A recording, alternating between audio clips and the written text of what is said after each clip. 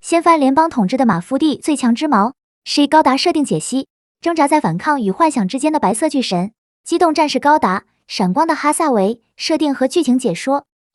机体型号 RX-105，是高达，是反联邦组织马夫蒂于 EUC-0105年向阿纳海姆电子公司秘密采购的一款新型机动战士高达。该型机动战士的名字虽然继承于十几年前的 NO 高达，但在技术层面上并没有直接的关系。其主要技术来源是阿纳海姆电子公司同时期给联邦军研发的佩涅罗佩，因而是高达跟佩涅罗佩一样，都是阿纳海姆电子公司全新开发的第5代机动战士高达。因此是高达使用的动力装置也跟佩涅罗佩一样，其在肩部也装备上了米诺夫斯基飞行系统。该系统可使是高达在地球大气层中自由的飞行，无需 SFS 飞行踏板的辅助或变形成飞行形态，就能让是高达在地球大气层中发挥出十分优异的飞行性能，并且为了进一步提升是高达的机动能力，专门在机体的胸部和背部这几个位置安装了用于提升飞行性能的平衡翼，以便是高达更好地适应在大气层中飞行进行作战，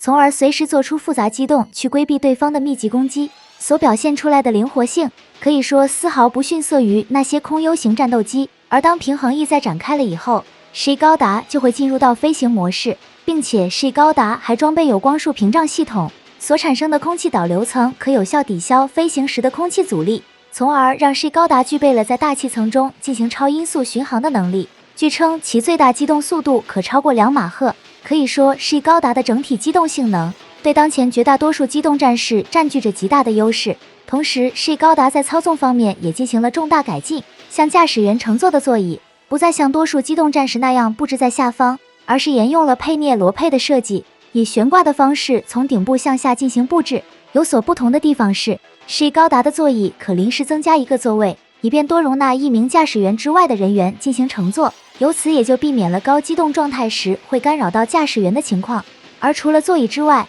驾驶席的屏显和操作面板的布局方式也与佩涅罗佩相一致，没有什么区别，包括机体在内的相关信息都会在这3个屏幕上显示传递给驾驶员，特别是结合全周天驾驶舱进行信息展示之后，使得态势感知能力较之前的机动战士得到了大幅度提升。而有所差别的地方是，在是高达驾驶席上使用的是球形操纵杆，该球形操纵杆针对重力环境下做了优化，其中间部分特意增加了凹槽，以便驾驶员在高直力环境下保持紧握，不易于脱手，尽可能保证驾驶员稳定操纵机体，避免出现失控情况。其他的像是高达驾驶舱的整体造型也是跟佩涅罗佩驾驶舱一样的球形结构，连同舱门的结构设计也是如出一辙，其最外层的舱门在打开了以后就会向前延伸，这样在完成停靠后方便跟廊桥之类的设施连接，从而方便驾驶员进出是高达的驾驶舱。接着是高达的头部也是延续了高达机型的基本特征，也就是由额头的 V 型天线和双眼监视器来构成是高达的面貌。比较突出的地方跟佩涅罗佩主体奥德修斯高达的头部一样，额头上的 V 型天线跟之前高达机型相比增大了不少，并且 V 型天线还为适应在大气层中飞行进行了一定的弯曲，使得是高达的头部看上去就有了异形的感觉，对比其他高达机型有了比较大的差别。另一方面，是高达的武装也较当前大多数机动战士发生了比较大的改进，这其中主要攻击手段便是右手携带的新型光束步枪，该武器专门为是高达打造而成，其各方面的性能与佩涅罗佩的光束步枪相当，因而所输出的威力较当前主流光束步枪要高出不少，很容易就以贯穿的方式实现同时击毁多个目标。所使用的功能方式则是跟联邦军一样的 EPAC，以便马夫蒂从联邦军上获得补充而不会陷入短缺。而是高达另一个主要攻击手段便是安装在手臂上的3连装反舰导弹发射装置，该武装对于敌方舰艇之类的大型目标来说威胁极大，一旦是高达抵近发起反舰导弹攻击，就能对敌方大型目标给予致命打击。此外，是高达还装备了跟佩涅罗佩一样的浮游导弹，该导弹可在布满米诺夫斯基粒子的环境下，通过内置的精神框架操控浮游导弹的轨迹，来对移动中的目标进行精确打击，基本上在一定的范围内发起一次齐射，就能确保命中目标并给予摧毁。可以说该型导弹是高达十分强力的武器。而在近战方面，在高达的身上装备了2把光束军刀，该型光束军刀握柄的两端都能输出光束，所输出的功率很高，很容易劈开对方的机体，造成重大破坏。同时，She高达的左手臂还装备有专用的实体盾牌，其防御水平可直接抵挡 Mega 粒子炮的攻击。一度在与强力对手佩涅罗佩的战斗中，成功防住了对方使用 Mega 粒子炮的突然袭击，并且盾牌还内置了一门光束加农炮，可作为副武器与主武器光束步枪搭配使用。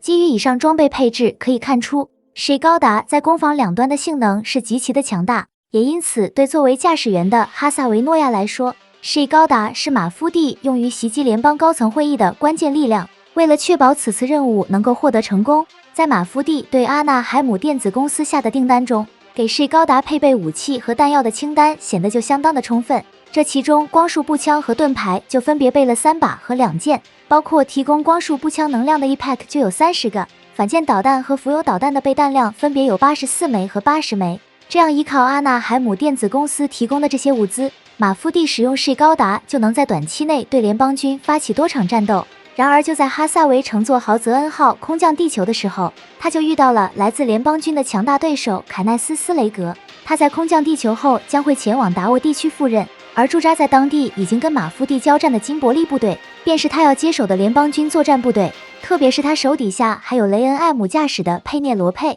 也跟随他一起部署到了达沃地区。这就意味着哈萨维所率领的马夫蒂未来会面临比之前还要更加强大的对手。于是很快，在马夫蒂协助哈萨维逃离监视的这场作战行动中，佩涅罗佩一登场就给马夫蒂带来了巨大的压力，使得马夫蒂加乌曼诺比尔在与联邦军的战斗中迅速落败。就这样，他驾驶的梅萨在失去战斗力后被联邦军俘获。而在这场战斗结束之后，由阿纳海姆电子公司通过比萨号运输舱发送的She高达已经送到了靠近达沃地区的上空。由于联邦军在战斗结束后加强了对达沃地区的监控，使得马夫蒂秘密采购的She高达很有可能会被联邦军发现。因此，为了避免She高达在降落地球时不被联邦军捕获，哈萨维便决定乘坐加尔松宗升空提前去接收She高达。尽管此次接收She高达行动的风险极大，但在队友艾梅拉尔达兹比恩的协助下，最终哈萨维进入到了运送She高达的比萨号运输舱，在有惊无险的情况下成功接收到了She高达。而就在这时，早已在天空中待命的雷恩·艾姆发现了比萨号运输舱的存在，于是便驾驶佩涅罗佩率领机动战士部队出击。就这样，在高空中与哈萨维驾驶的She高达展开了战斗。尽管佩涅罗佩趁着She高达还未出舱就率先发动了攻击，但哈萨维还是得以启动She高达迅速脱离了比萨号货舱，没有被雷恩·艾姆利用空降地球这一时机击破。至于跟比萨号运输舱一起坠入大海的备用物资，则被早已在附近等候的马夫蒂人员顺利回收。那些注意力在She高达身上的联邦军完全没有发现到这些物资的存在。随后She高达和佩涅罗佩就在正面展开了激烈的较量，一时间这两架同为第5世代的大型机动战士展现出了令人惊叹的战斗力。接着联邦军的古斯塔夫卡尔000型也加入到了战斗，但并没有就此凭借数量的优势决定了这场战斗的形势。相反，哈萨维凭借高超的驾驶技术将其逐一击破，